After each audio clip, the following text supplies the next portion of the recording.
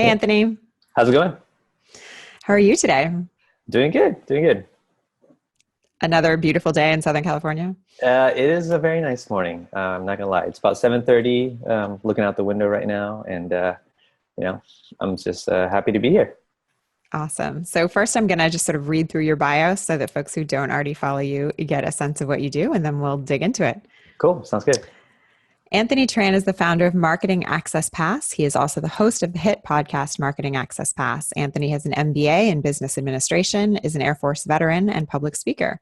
He has spoken at Podcast Movement and Podcast San Diego, among others. The thing he loves most about his job is being able to help other entrepreneurs achieve their goals and show them how to grow their businesses.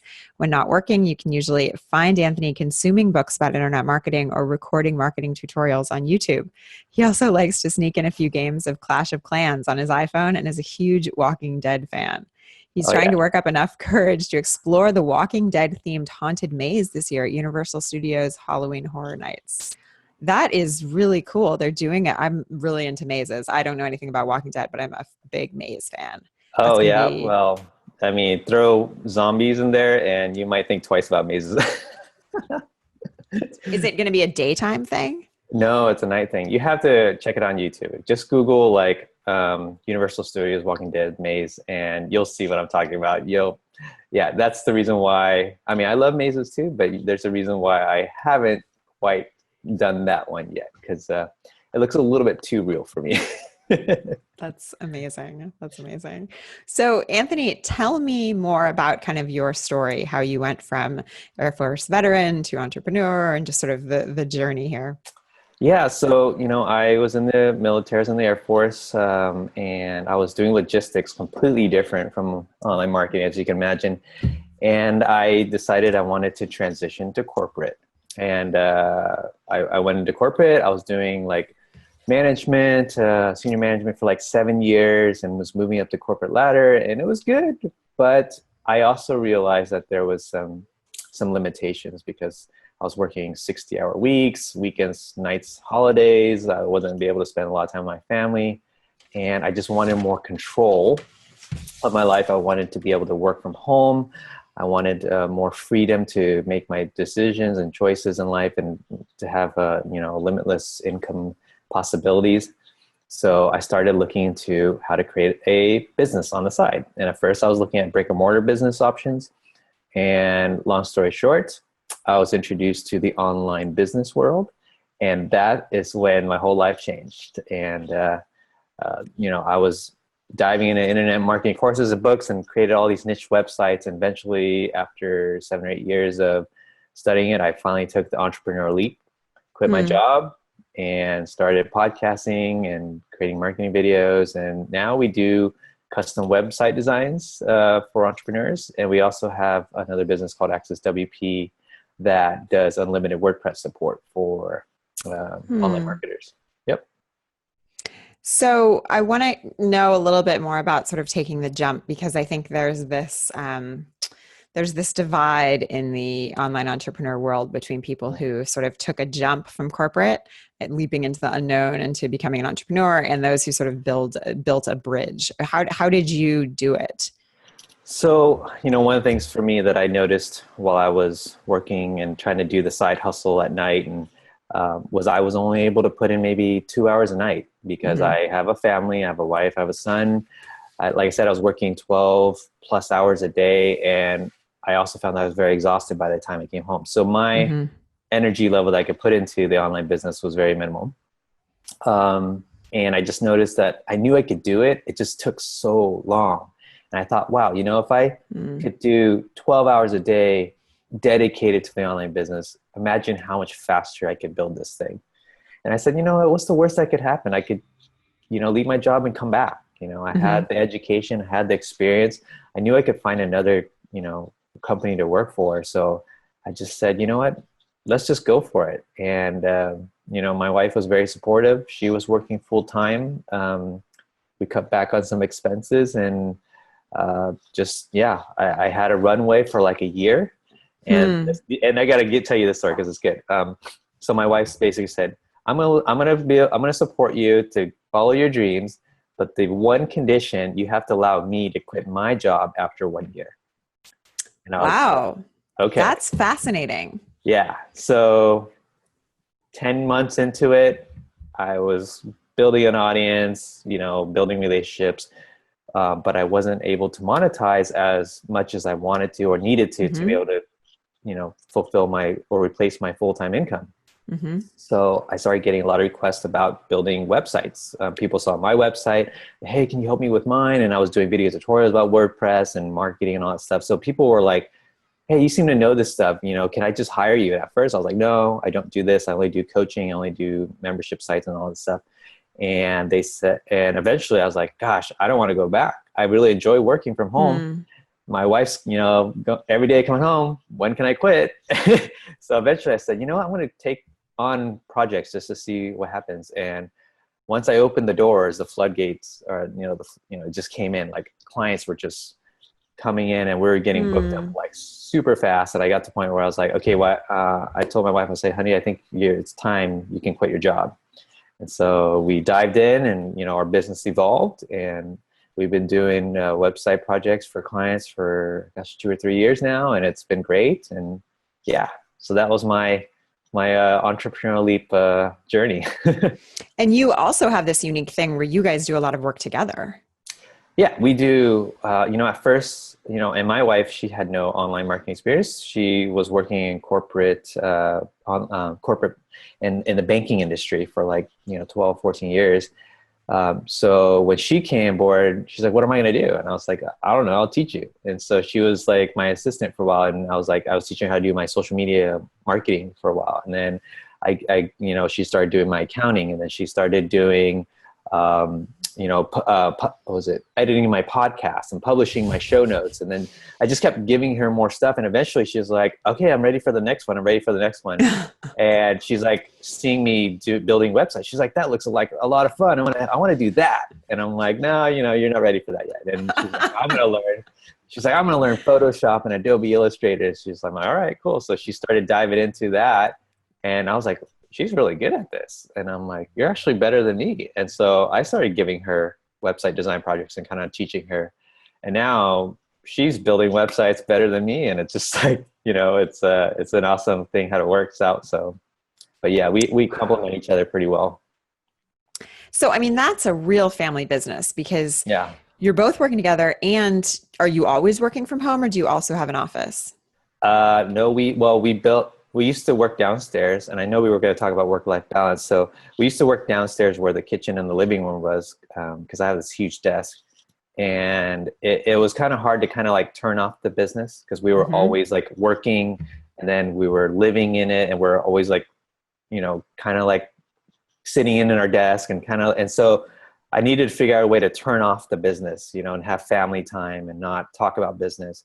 So we decided we had an upstairs gym, room that was like a gym, home gym. And we said, you know what, let's get rid of the gym. Let's go get a gym membership somewhere else. Let's move the office upstairs in its own room. Mm. So when we close the doors, we're away from our work. And it worked out Mm. really great because we're no longer thinking about work when we're downstairs enjoying family time, having dinner, watching TV or something like that. And so, yeah, we definitely learned how to make it work. Yeah. Right, right. And so how old is your son these days, and what is sort of his place in having two parents who work from home? Well, he's 18. He's going to go to college, and he's. I don't know. I don't know what his thought is. I mean, he's been seeing us do this for a couple of years now, and at first he's like, "Oh, Dad's kind of just doing this, online thing. I don't really know what he's doing, but he's always on the computer." But recently he built his own WordPress website, and I taught him how to do it. And he's like, "This is so cool!" And he's gonna get into the computer science industry. He wants to design video games because he loves video games. So who knows? Maybe his passion will turn into something. And he's always talked about, I want to do video game streaming because I see all these people doing it. And who knows? Maybe he'll create a YouTube channel and do something, but whatever he wants, I just want him to follow his dreams as well. Awesome. So tell me a little bit more about kind of how you tried to find balance along the way, because I think especially, when you gave yourself a year, this runway of a year, right? Okay, 12 hours a day for 1 year, you've got to make it work. and you're kind of going full steam, but you're also trying to find some type of balance at the same time, or I don't know, maybe you weren't during that year. How did you kind of approach it? Yeah, so I'll be completely transparent. The first year was I was, going full speed. Like you said, I wasn't Yeah. working 12 hours. I was working like 18 hours on the business. I was, doing my own podcast. I was creating websites. I was doing my own social media. I was doing blog posts. I was networking. I was going to conferences. I mean, it was a lot. And it got to a point where about a year and a half, 18 months into it, I completely hit a wall. I had just done a virtual summit. I was speaking at Podcast Movement. I was, doing podcasts. I was doing a ton of stuff, and I got burned out. I literally got burned out. I didn't even want to talk to anybody. I didn't want to do a conference for a while. I didn't want to publish a show. I was just so burnt out. And then I learned the hard way that I can't sustain my business like this. I am my business, and if I fall to pieces and my health falls to pieces, we won't have a long-term business. So I needed to figure out a way. What I did, a couple things, was I had to hand off more stuff to my wife. We have a design team now that we have that does the design work for our web design. We still build the sites and we do consultation, but we have an additional team staff that can help us because we needed to scale the business. We were taking on so many projects that we just couldn't keep up. So we needed to get more people, team to help us. We have a WordPress development team that helps us with troubleshooting, customer support, and that kind of stuff. And so we have support teams all throughout the US and out of the country as well. So that really helped us being able to expand our team, giving more stuff, handing off more stuff to other people. I had to find ways to automate stuff. So I definitely automated things like email templates, creating frameworks and process and procedures. So things are more standardized and consistent. And then if there's things I can automate through email marketing, then I implemented that. I also, set specific parameters, like I only work from this hour to this hour.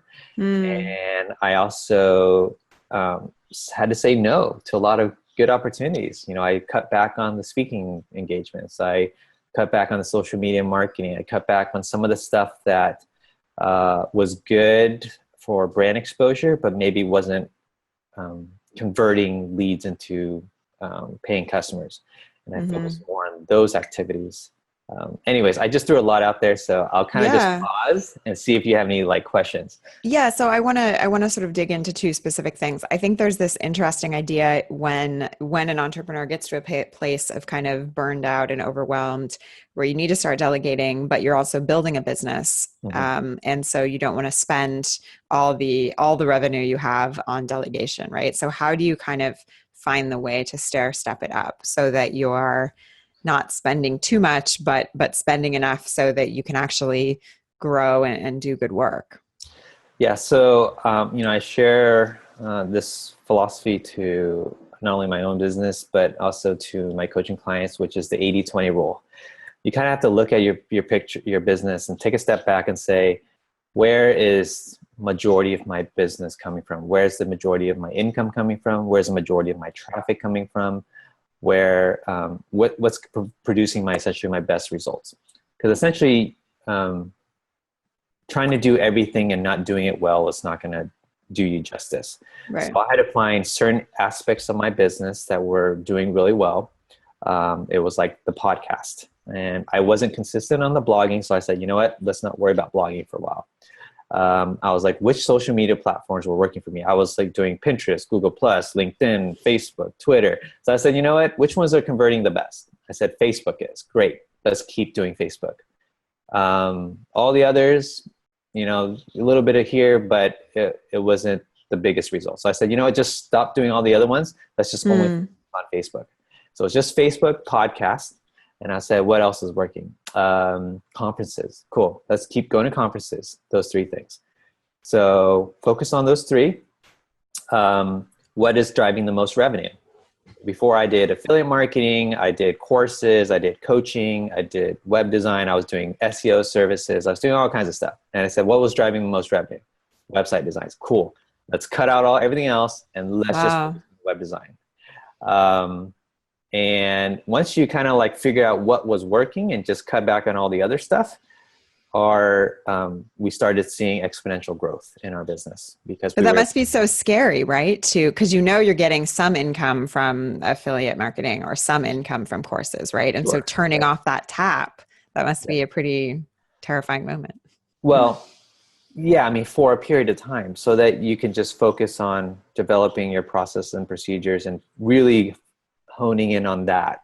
So I just, focused on redesigning the website so it was better customized for website design conversions, of how I was going to funnel that traffic in, getting the staff to be able to help me when I scale that. Now that we're at a point where things are really like a good rolling machine, now I'm starting to diversify my portfolio. Now I'm starting to add the affiliate marketing. Now I'm starting to add, AdSense. Now I'm starting to do like other stuff that can grow. But when you're first starting off and trying to get that momentum, you got to just really focus and just niche down and just like make sure that that one thing that's working really well for you, keep doing it. And then to a point where you can, walk away from it and then you can take on additional projects and stuff like that. I mean, that's really interesting also simply because so many of us hear this idea of, throwing spaghetti against the wall and sort of seeing what sticks, right? Mm-hmm. It's sort of like the spray approach, which is totally different than what you're saying. You're saying go in deep in one thing. And then once you get that, then start diversifying. Well, I didn't know what my one thing was. Some people do right off the bat, but I kind of did that spaghetti approach. I threw it at the wall. And I saw which one stuck. And right. Okay. Now let's focus on what's working, what's sticking. Yeah. And so once you started focusing on what's sticking, did you start to see a clear trend within a year, say, of yes, this is the right path? Were there clear signs that you were doing the right thing? Yes. Well, definitely income was a huge thing. We paid off like $70,000 in debt in 1 year, which is amazing. That's another thing when you're running a business, make sure that your finances are aligned. And one of the things that was holding us back was the debt. So we cleared the debt, and then now we're being able to be, positive income and building up a nest egg. And now we have the money to reinvest. The other thing that I would kind of mention so that other people can learn from is, when you find what your income source is, if you can see if you can balance it in a sense where, our website projects were essentially one-time projects in the beginning. It was like we complete the project, we hand it off. Right. What happens with that is it's a roller coaster income effect. Sometimes it's really hot, sometimes it's low, sometimes really hot, sometimes low. And so that can be kind of scary, especially if you have a family and you have, mortgage and all that stuff. And I needed to find something that was a little more consistent. And so we started doing WordPress support, ongoing WordPress and maintenance support for clients who after projects are done, we provide them ongoing support. And then we also do that for new clients.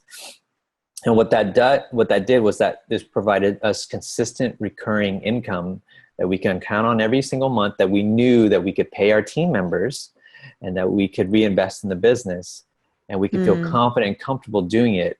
And we continue to have those nice, spikes of growth of or income from the projects. So it's two sources of income. One was recurring to pay all the expenses in the team, and one was to be able to use to build that nest egg and savings. So, and it gives you the benefit of like reducing your stress as well at the same time, which I think is really important. Right. So that was the whole life.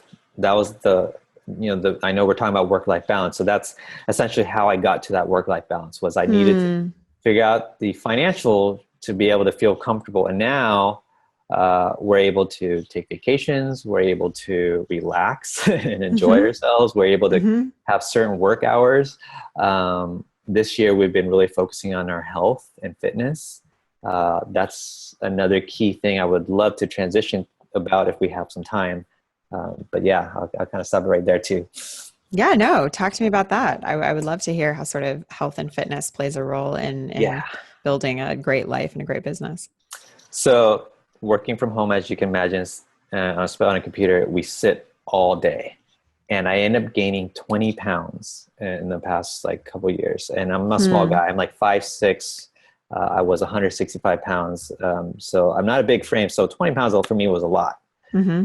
And I ended up I went to my annual physical, and my doctor said, your cholesterol is off the chain. It's like 275. That's a lot. And I need to be under 190. Mm-hmm. And I was like, oh my gosh, I'm going to have a heart attack if I don't get my, self under control. So I was eating bad. I was sitting at my desk all day. I wasn't working out. I said I needed to change my lifestyle, truly, for my health, for my family. So started cutting out all the processed foods, working out every single day, at least, got a nice Fitbit so I can track my steps. And within 2 months, I dropped my cholesterol 110 points. Whoa, that's crazy. And I lost that 20 pounds. I lost Man. it. I lost it. Man. So now I feel more energy. I feel healthier than I've ever been. And I realize how important health is to sustaining your life and sustaining your business. And now it's just part of our routine. My health is my business. So I would definitely say for entrepreneurs out there, don't let that slip through the cracks. It could be it's very easy to just want to sit at your computer all day and just hustle and work. But you are going to get burnout. You're going to get stressed, and your health is going to go to shambles if you don't, focus on some of those other items. So because you want to have a long-term healthy business and a healthy lifestyle. Absolutely. Yeah. Yep. I love this. This is such a great idea and such a good sort of note to end on. So thank you so much for being here, Anthony. Can you just share with folks what you're really passionate about right now and where folks can find you? Yeah. Well, I mean, right now I'm definitely still very passionate about my fitness and nutrition journey. It's, even though I lost the weight and I lowered my cholesterol, I know it's an ongoing thing. So, and the cool thing about this is it's inspired my wife to do the same. So she's definitely changed her, lifestyle and eating and working out and that stuff. So we're very passionate about that. Obviously, we're very passionate about our business. We built a business called Access WP, which is the unlimited WordPress support. You can check us out on that at accesswp.com. You can, if you need help with WordPress support or WordPress designs, check out marketingaccesspass.com, and connect with me on Facebook or email me, anthony@marketingaccesspass.com, and we can collaborate. So that's how you guys can find me. Thanks so much, Anthony. Really appreciate it. Yeah, absolutely. Good. Thanks, Claire. Thanks for having me. Have a great day.